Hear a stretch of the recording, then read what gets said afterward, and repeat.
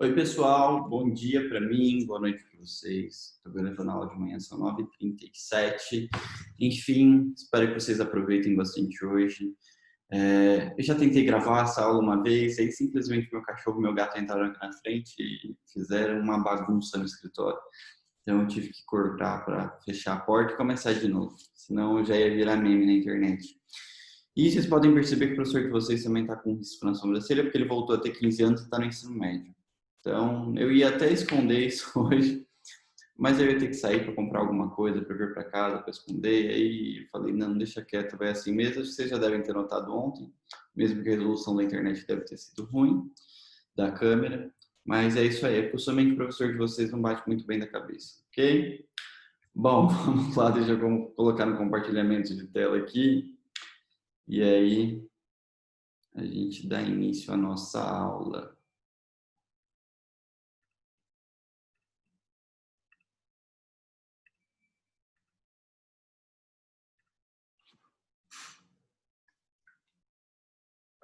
Bom, tema de hoje, pessoal, nossa quinta aula, já a gente tem prova aí, não sei se é uma notícia boa para vocês ou se é algo que assusta, mas enfim, fique tranquilo, vai dar tudo certinho, tá? Aula 5, estratégias de projeto para grupo de edificações, ou seja, pensar em como os grupos de edificações podem ser usados para questões de aquecimento e esfriamento, tá bom? Tanto da edificação quanto do entorno, nada mais é do que isso. Nossa aula acho que vai ser rapidinho hoje, tá? Os temas são bem simples e é mais uma questão de reflexão sobre. Então, acho que vai passar rápido. Acho que isso é uma coisa boa para vocês. E aí, bom, coisas que a gente espera que a gente consiga fazer ao final de cada aula, definir 5 objetivos, 7 objetivos aí. Escrever sobre a implantação de microclimas topográficos favoráveis, nada mais é do que pensar a edificação na topografia. 2, escrever sobre a função dos prismas de edificações. Tá ali, tá errado, prisma, prima, tá, prismas. Eita, tá difícil. Vou explicar para vocês o que significa esses prismas de edificações. 3, analisar a interferência dos edifícios torre no entorno. Edifícios torre são edifícios, né, de uma altura muito grande, então basicamente isso, quanto eles influenciam no entorno. Estruturar projetos que visam padrões urbanos equilibrados de ruas e quarteirões. Então é pensar aí em como vocês podem produzir espaços de ruas e quarteirões em si, tá? Pensando em numa parte de loteamento, de planejamento urbano, que proporcionem um conforto ambiental, um conforto do ambiente. 5, descrever sobre os átrios lineares. Vocês já conhecem aí o que são átrios em si, né? Então, a gente só vai falar um pouquinho mais sobre isso, mas você já deve ter presenciado diversos projetos com essa questão, com essa estratégia. 6, exemplificar como a densidade nas malhas urbanas influencia nas questões de esfriamento e aquecimento. Ou seja, quando tem uma área muito densa, muito cheia de população, de edificação, com lotes totalmente preenchidos, o quanto isso influencia nas questões, ok? E 7, descrever sobre transições graduais de altura. Tá? Nada mais é do que falar sobre o gabarito de altura das edificações e o quanto isso influencia em relação à ventilação e insolação dentro do município. Bora lá, então. Deixa eu só ver se está tudo certo aqui nas configurações. Tá, então parece que tá. Beleza, pessoal. Microclimas topográficos favoráveis. O quanto é bom entender, o importante é entender quais são os melhores microclimas, ou seja, quais são as melhores áreas para eu implantar a minha edificação em si. Quando a gente pensa em topografia em si, o que eu tinha comentado com vocês nas aulas anteriores? A área mais alta, as áreas mais altas a gente pode utilizar para criar os corredores radiais com ventilação, com arborização e tudo mais. As áreas mais baixas normalmente são onde ficam as zonas de calor, ou seja, onde eu tenho uma concentração de calor ali. Que beleza, o carro de som passando, a gente quebrando ali do lado, construção. Tá demais hoje. Mas enfim, as áreas mais baixas são onde ficam as zonas de calor, ou seja, as temperaturas mais altas. Durante o dia em si, eu tenho a criação de uma zona mais fresca, né, na minha área mais alta, e à noite ali eu vou ter uma zona de calor. Essas duas zonas trocam de temperatura à noite, ok? Elas trocam calor, ou seja, o meu ar fresco da minha zona mais alta desce e o meu ar quente da minha zona mais baixa sobe. Então a gente tem uma troca de calor em um equilíbrio da temperatura. Então nada mais é do que eu pensar a edificação baseada nisso, ok? Pensar aí como que eu posso trabalhar as minhas estratégias de esfriamento, de aquecimento, enfim, baseado no clima daquela região, tá? É isso. Prismas de edificações. Os prismas em si, na verdade, ele vem para a gente pensar em trabalhar a forma da nossa edificação, tanto quanto a orientação, a insolação, o quanto ela pode interferir no sentido da ventilação, ou seja, se são várias edificações que preenchem, vamos pensar assim numa escala um pouquinho maior, que preenche o lote inteiro, e aí eu tenho uma altura considerável e tudo mais, o quanto que a gente sabe que influencia totalmente na ventilação, também influencia na insolação, porque se eu tenho, por exemplo, se a gente pensar nessas formas aqui que a gente está trabalhando, tanto nessa primeira imagem quanto na segunda, vocês conseguem ver que se eu fizer um bico mais alto alguma coisa, ele vai sombrear alguma área ou vai sombrear o edifício vizinho. A gente sabe também se a gente trabalhar ruas mais estreitas e as edificações, as paredes em si mais altas, as fachadas mais altas, a gente consegue trabalhar uma técnica de sombreamento e tiver uma direção voltada a norte-sul, porque o sol, né, ele vai bater ali, o único momento, digamos, que ele faria, que ele atingiria toda a calçada e tudo mais, a avenida em si, a rua, seria ao meio-dia. Porém, a gente pode trabalhar com a questão de arborização, que já ajuda a diminuir a temperatura no ambiente. Então, os prismas de edificações, eles vêm, na verdade, por conta disso, para ajudar a gente a definir a nossa sombra, o quanto vai influenciar isso no entorno. Então, nada mais é do que a gente criar ali os croquis, pensando de onde está vindo a minha iluminação, de onde está vindo a minha ventilação, de onde está vindo essa insolação, a radiação solar em si, e como que eu posso trabalhar a minha edificação para pensar ali em sombrear uma parte, ou sombrear outra, ou enfim, trabalhar em conjunto, tá? Pensar todas as minhas edificações em conjunto para criar um conforto térmico e do ambiente ali, que nada mais é do que isso. Tá, aqui ele começa, por exemplo, ó, com um croquisinho aqui, tá? Prisma de sol hipotético, ou seja, ele começa a pensar como poderia ser essa edificação em si, e aí ele começa a desenvolver a forma, com o intuito de, às vezes, criar essa parte mais alta para sombrear minha área vizinha, ou para sombrear uma área externa, e daí por diante, tá? A forma da edificação em si interfere diretamente e é muito importante se a gente parar para pensar no conforto que ela causa no entorno, tá? Até mesmo nela. Mas ali para se criar uma zona de calor no meu entorno, ou por exemplo, se a gente pensar que a ventilação vem dessa área aqui, tá? Deste sentido para cá, eu posso estar criando uma zona de calor aqui, porque a gente sabe que o vento em si, ele vai bater aqui nessa parede e ele vai desviar um pouquinho, okay? Ele vai vir para cá. Só que aqui nessa parte, nesse espaço aqui que eu vou ter ainda esse vazio, a ventilação em si ela acaba criando redemoinhos, ou seja, ela acaba criando zonas de calor ali. Então, às vezes eu faço sombra e também acabo criando uma zona mais quente ali, ou seja, uma área mais fresca, um conforto maior, ok? Então, basicamente, o prisma de calor de edificações ele vem para ajudar a gente nessas questões de pensar o sombreamento de uma forma conjunta, ou para a área externa, ou também para todo o entorno, ok? Seja para um bairro e etc. Para espaços abertos. E aqui a gente tem alguns exemplos de como se poderia trabalhar, né? Por exemplo, ele dá o exemplo aqui de playground, onde é que está essa área furada mais escura.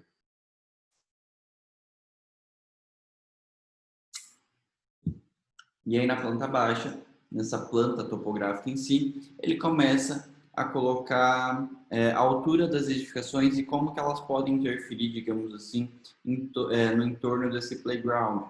Ou seja, ele quer criar em si, pessoal, uma zona de conforto ali na área do playground. Ou seja, eu tenho o entorno dele, várias edificações, é uma área bem densa, como vocês podem ver, e ele quer utilizar ali criar volumes no entorno que façam sombreamento naquela área, que levem uma ventilação boa, ou seja, proporcional, né, para aquele ambiente. Então, é tudo pensado a partir disso. E o que ele começa a fazer? Ele começa a definir os padrões de altura. Por exemplo, deixa eu ver aqui.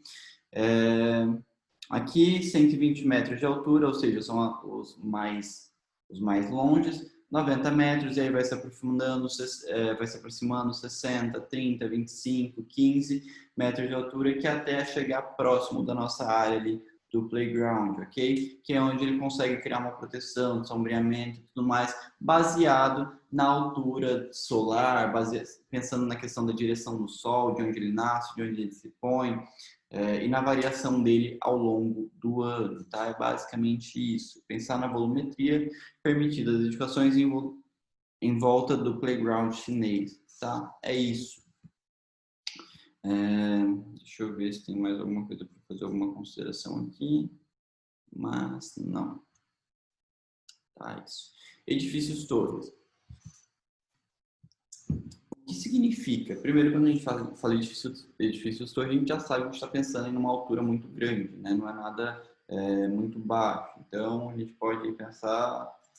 no Brasil em si, é meio difícil a gente encontrar isso muito, né, no interiorzão. A gente vai encontrar mais, ou seja, nas capitais, ou então também, para ser bem sincero, mais no exterior, edifícios de grande proporção assim. São Paulo em si vocês vão encontrar muito, nas outras capitais, Rio de Janeiro, etc.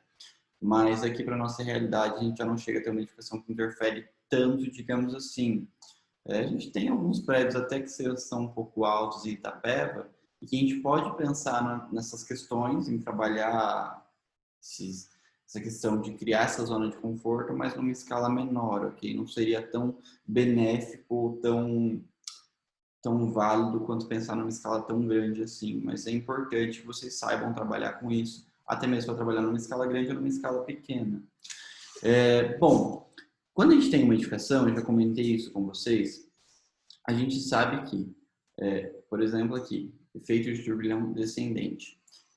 Pensa nesse edifício aqui, extremamente alto, tá? Nessa torre, digamos assim. A hora que a ventilação bate, vocês conseguem ver aqui na hora que ela bate, ela desvia, ok? Então, neste caso aqui, a edificação ela desce, cria uma zona de calor aqui, acaba refrescando todo o edifício em si, porque a ventilação, a hora que ela bate, ela cria ali ela tem uma distribuição ali do vento, ou seja, tanto para baixo quanto para cima. Ele tem um desvio na direção. E o restante que passa, pessoal, aqui eu acabo criando uma zona de calor, ou seja, digamos que isso fosse um edifício residencial, alguma coisa assim, a gente poderia pensar em criar uma zona de conforto nessa área externa, ou seja, quais são as edificações que eu vou ter, quais são os ambientes em si que eu teria um maior conforto distribuindo para cá e tudo mais. Então tem toda essa questão, que às vezes seria bacana eu ter uma sombra, eu penso assim, mas ao mesmo tempo ter um ambiente mais fresco, talvez área de churrasqueira e tudo mais, e começar a espalhar essas áreas para lá. Também tem a questão da área de estacionamento e tudo mais, que seria muito mais viável do que simplesmente colocar aqui diretamente para insolação. Então, são essas questões que a gente pensa em relação à ventilação, insolação e edifícios torres, porque eles interferem totalmente em todo este entorno. Aqui, por exemplo, como eu tinha falado para vocês, a ventilação que bate, tá, na edificação, que acaba criando aqui esses redemoinhos na parte exterior e criando essa zona de conforto, tá, chamado ali o efeito esteira, que é o que eles chamam. Bom, outro exemplo de influência desses edifícios torres em si, quando eu tenho um ao lado do outro, dois edifícios extremamente altos. Pode pensar aí talvez nas torres gêmeas, né? Nossa edificação antiga que a gente tinha, que hoje a gente já não tem mais a interferência dela. Mas as duas edificações altas, uma ao lado do outro. A gente tem uma pressão grande ali do ar, né? O ar, querendo ou não, aumenta a velocidade a hora que ele é submetido a passar por esse vazio aqui, esse pequeno vazio, e ele tem um aumento da ventilação. Ou seja, trabalhar essas questões para que não sejam, como que eu posso dizer para vocês, para que a gente crie um desconforto ali, ou para que a gente esfrie demais, ou para que a gente esquente demais o nosso ambiente. Então, mais pensar em uma utilidade melhor da nossa energia que a gente tem, tá? Natural em si. E evitar um desperdício de energia elétrica depois para esfriar ou aquecer um ambiente ou outro. Bom, baseado em todas as questões que a gente tem aí, A gente tem um exemplo aqui de edifício, que é o edifício de Commerzbank. Ignora o inglês aí do professor, porque a gente ainda está em formação e não está dos melhores. Mas, enfim, a gente tem esse edifício em si, que ele fala que se eu tivesse essa forma, né, que fosse um pouco mais radial, que ela tivesse uma volumetria diferente, mais arredondada, e não extremamente quadrada isso em si, a ventilação em si passaria com mais facilidade, tá? Então, aí eu não teria esse problema de criar essa diferença em si, tá? A ventilação bater aqui nessa torre, que eu estou passando aqui o mouse, e aí você meio que desviada. Não, aqui ela seria praticamente contínua, porque pensa que a ventilação está vindo daqui, ela bate aqui, a minha interferência seria muito menor aqui do que, por exemplo, aqui, ok? Então, eu tenho aí um aproveitamento melhor dessa ventilação, uma distribuição muito maior. Porém, quando a gente...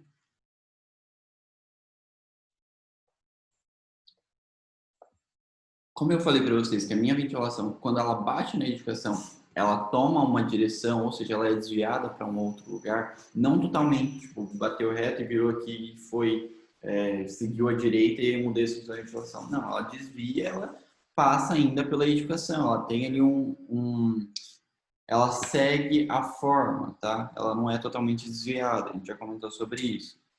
Porém, quando ela desce, ela cria, quando a ventilação em si acaba sendo desviada para baixo, ela acaba criando, digamos, às vezes um desconforto ali, porque a gente tem um aumento da velocidade dos ventos.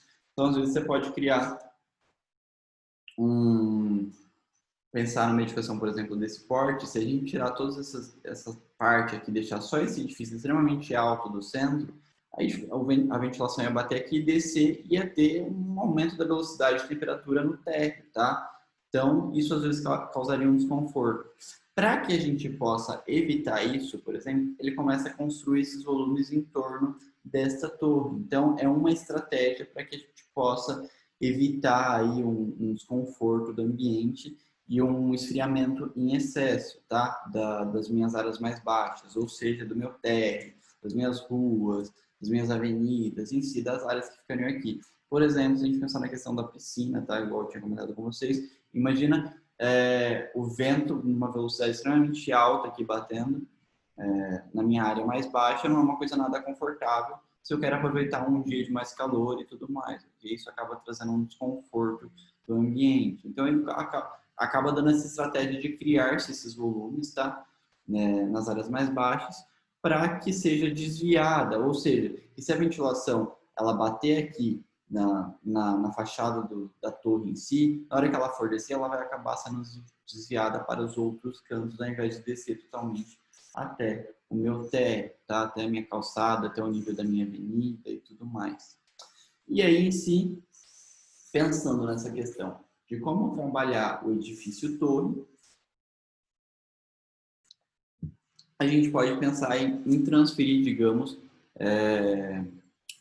de criar, tá, os espaços para se ter um sombreamento ali ou para que eu possa desviar a minha ventilação, por exemplo, nesse aqui, direção do vento, e o efeito de cavidade, porque na hora que a ventilação bate aqui, ela é desviada, atrás eu vou ter o meu redemoinho, ou seja, eu vou criar ali uma zona de calor e tudo mais. Então, para evitar essa questão do aquecimento aqui nesta área, ele propõe, por exemplo, a utilização de uma cobertura, ou seja, que é essa daqui.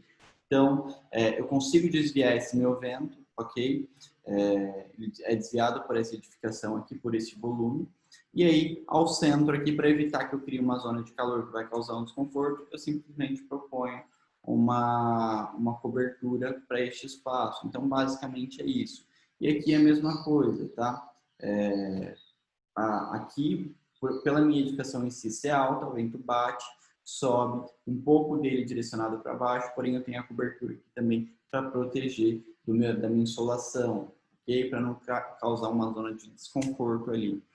Essas questões em si, elas acabam sendo muito práticas e a gente vê muito no dia a dia em si. Às vezes a gente vê que funciona, às vezes a gente vê que não, porque tudo varia de acordo até mesmo com o material que a gente escolhe para se fazer a cobertura. Ou seja, não adianta nada eu pensar em proteger ele da insolação e colocar uma telha, enfim, que vai absorver muito calor e que vai esquentar muito essa área e simplesmente causar um desconforto, tá? Ou que vai refletir, por exemplo, toda essa insolação para uma edificação que está no entorno e tudo mais, vai causar um desconforto. Então, tudo precisa ser muito bem pensado, ok? A gente já falou também sobre as questões de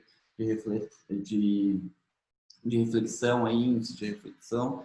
Então, eu não lembro exatamente o nome da aluna que mandou aquela tabela de cores no grupo do WhatsApp, mas é bom a gente sempre se atentar a isso, as cores que refletem mais, as cores que refletem menos, a gente não causar um desconforto aí no nossa área externa, ok?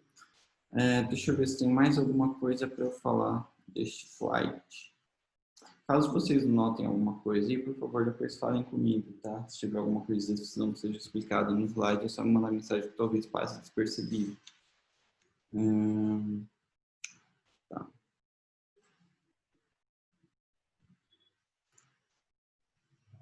Não, é basicamente isso. Isso aqui é uma planta baixa, apenas explicando. Onde eu tenho os meus prédios mais altos, que são essas achuras mais fortes. Onde eu tenho meu prédio de 4 pavimentos, onde são os mais baixos já. E aqui, como que eu consigo criar a minha zona de conforto, com essa área coberta para pedestre, ok? Então, é só isso mesmo. E aqui, padrões urbanos equilibrados de ruas e quarteirões. O que significa? Nada mais é do que pensar na disposição do quarteirão em si, tá? Em como a gente vai distribuir a partir da forma, enfim, da direção, para pensar na questão de insolação, ventilação e tudo mais, enfim, nas inclinações. Então aqui, por exemplo, ele começa a fazer várias distribuições e começa também a mexer no recuo, tá? Esse recuo entre os volumes em si. Para pensar assim, ou ele estreita este espaço, ou seja, as avenidas com o intuito, às vezes, de que passe menos ventilação e tudo mais, e que eu consiga sombrear também a minha fachada da frente e tudo mais, e trabalhar isso a questão da forma. Bom, vocês sabem totalmente que se eu pegar uma edificação e começar a mudar ela, digamos, tipo, a mexer na orientação dela, rotacionar e tudo mais, a gente vai ter uma interferência aí total da insolação, da ventilação. Às vezes eu quero desviar essa minha ventilação, às vezes eu quero que ela adentre mais. Então, é pensar normalmente nessas questões em relação à ventilação, ok? Deixa eu pegar um exemplo aqui para mostrar para vocês. Bom, aqui, neste caso aqui, por exemplo, eu simplesmente quero que os meus ventos de inverno eles sejam bloqueados, ou seja, quando eu estou no inverno, o vento em si ele não é muito necessário, então eu quero bloquear ele. Aí a gente dispõe essas formas em si de uma maneira praticamente irregular, ou seja, intercalada. Aqui eu tenho a forma assim, aqui eu tenho essa parte que já bloqueia esse vento que vai vir para o meu inverno aqui, porque a minha direção do vento vocês conseguem ver que ele vem daqui, né? Então, esse vento em si, ele vem, na hora que ele passa por essa avenida, ele bate aqui nessa fachada em si da minha outra edificação, e a mesma coisa aqui, e aí o vento em si, ele vai sendo desviado, e aos poucos ele vai chegando no interior, que seja do meu loteamento, do meu bairro em si, das minhas áreas internas da cidade, ok? Então, basicamente é isso. E aí você consegue trabalhar tudo isso de acordo com o seu clima. Por exemplo, aqui é o frio ou fresco. Aqui, por exemplo, o temperado.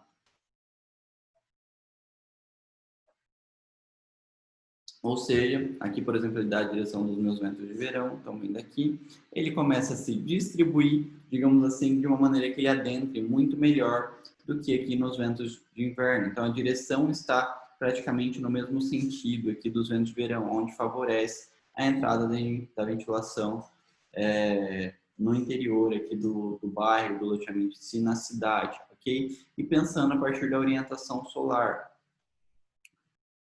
Piscou aqui a tela, não sei se deu algum erro. Espero que não, mas enfim, espero que tudo continue bem aí. Se der alguma travada, depois vocês me avisam, a gente vai ter que pensar numa segunda estratégia para continuar a aula. Clima quente e seco, ou seja, a mesma coisa. Pensar aí em recuo, para sombreamento, tudo mais, nas ruas mais estreitas, tá? Então, nada mais é se eu tenho um clima quente e seco, ou seja, né, calor e um ar em si com uma umidade relativa baixa, eu tenho que pensar aqui em como que eu posso trabalhar isso, ok? Em como que eu posso sombrear melhor esse meu entorno, como que eu posso trabalhar melhor a questão da ventilação em si. Ele acaba trabalhando de forma regular, vocês conseguem ver que aqui não tem a forma intercalada igual a de cima, para favorecer a entrada da ventilação, ok? Porém, ele diminui aqui o recuo para aumentar o sombreamento. Vamos lá, o que mais? Quente e úmido, por exemplo, ele já começa a aumentar a questão do recuo em si para aumentar a minha ventilação nesses corredores. Então, a ventilação, tanto a forma em si, tanto o loteamento em si, ele está direcionado no sentido em que a ventilação consegue penetrar facilmente, quanto a proporção do sol também, ok? Então, o sol bate aqui, por exemplo, ele vem nessa direção e ele consegue fazer sombra. Essas achuras aqui que vocês conseguem ver são as sombras produzidas, ok? E aumenta aí a ventilação para ter uma troca da temperatura, ou seja, o vento passa e leva toda a umidade, tá? Então aí eu tenho uma troca tanto de ventilação muito forte, quanto também um esfriamento do meu local ali, tá? A partir dessas ruas mais largas. E a insolação em si consegue também penetrar melhor quanto mais abertos esses espaços, as avenidas, essas ruas, a minha insolação consegue adentrar ali melhor para tirar um pouco dessa umidade. Deixa eu ver o que mais. Tropical seco. Aqui, o espaçamento de ruas para veículos, ou seja, né, a minha largura bem menor. Em si, as minhas volumetrias muito próximas, ou seja, uma área muito mais densa, digamos assim, que interfere totalmente na questão das minhas insolações e ventilação, tá? Fachadas mais longas sombreadas, ou seja, a gente tem uma altura da fachada de até 3 vezes ou mais maior que a largura da minha rua, e aí eu consigo ter um sombreamento destes espaços, um sombreamento da minha fachada, ou seja, eu consigo criar um clima ali confortável e mais fresco. E aqui a questão também de quente e úmido, tá? Aqui eu tenho meus ventos primários, nada mais são. Os ventos primários em si são os ventos que são da minha direção correta, ou seja, quando são os ventos mais fortes, e os secundários são aqueles ventos que vêm, mas que são resultados dos desvios, ou seja, eu tenho edifícios ali no entorno que interferem na questão da direção da ventilação, e aí ela acaba chegando a partir destes espaços. Então, ele tenta criar aqui, a partir da direção, da rotação e tudo mais do loteamento desses volumes, criar essas aberturas de jeito que os ventos primários consigam entrar aqui por essa direção e os ventos secundários por essa. Então, nada mais é do que organizar a direção para que a gente tenha um maior aproveitamento aí da ventilação, tanto dos ventos primários quanto secundários.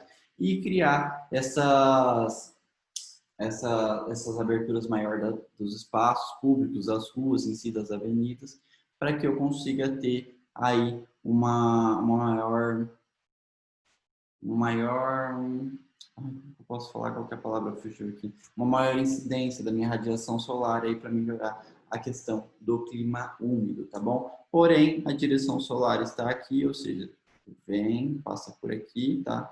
Leste-oeste. E aí eu consigo aí, ter um pouquinho de sombreamento também nas minhas outras áreas. Se a gente conseguir pensar nessa estratégia em si de uma maneira que seja extremamente benéfica, a gente pode pensar uma questão de arborização neste lado aqui. Lógico que dos dois seria mais viável, mas se fosse para pensar só numa questão que seria funcional, eu iria pensar em questão de arborização aqui e em criar aqueles corredores radiais, igual eu tinha falado para vocês, que favorecem um clima mais fresco, ok? Aqui é um estudo de sombras, de como que a minha direção em si consegue sombrear a partir da rotação dela, da direção dela, que está cardial, rotação de 22,5 graus e rotação de 45 graus. Dependendo, vocês conseguem ver que a de 45 graus consegue causar uma sombra muito maior, aqui, neste caso, das 15 horas, porque depende de onde está a posição do Sol, para qual direção que ela está, ou seja, às 15 horas ela já está baixando, ela consegue dar uma interferência de sombreamento muito maior, por exemplo, aqui com uma rotação de 22,5 graus.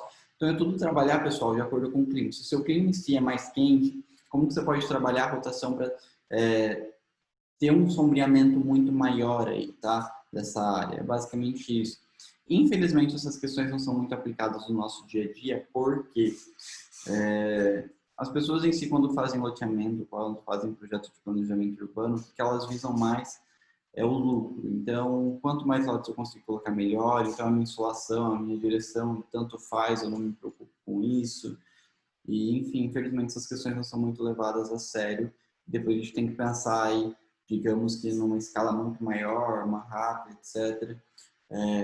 Ou em várias cidades dos Estados Unidos, onde é pensado o planejamento urbano, com o intuito de levar ventilação ao centro da cidade, a gente tem que pensar em sair rasgando essa cidade através de corredores radiais e, enfim, desocupando áreas, tá? Tirando algumas pessoas dessas determinadas áreas, em si, destruindo essas edificações para se criar apenas corredores, sendo que antigamente poderia ter sido pensado tudo isso, tá?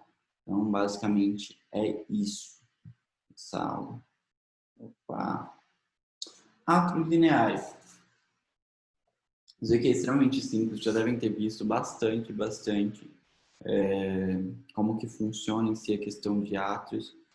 Tá, na FAIT em si a gente não tem. Deixa eu pensar um exemplo. O Sorocaba em si a gente tem um shopping, eu esqueci o nome do shopping, mas tem. Aquele shopping que tem bastante verde. Ou seja, as pessoas costumam trabalhar esses átrios para trazer insolação e ventilação também no interior da edificação. Os átrios em si, eles podem ser aquelas questões abertas, tá? Tipo, praticamente zenital, que vocês já devem ter visto. Que é praticamente aquelas coberturas que se abrem e aí você consegue adentrar também a ventilação nesses espaços.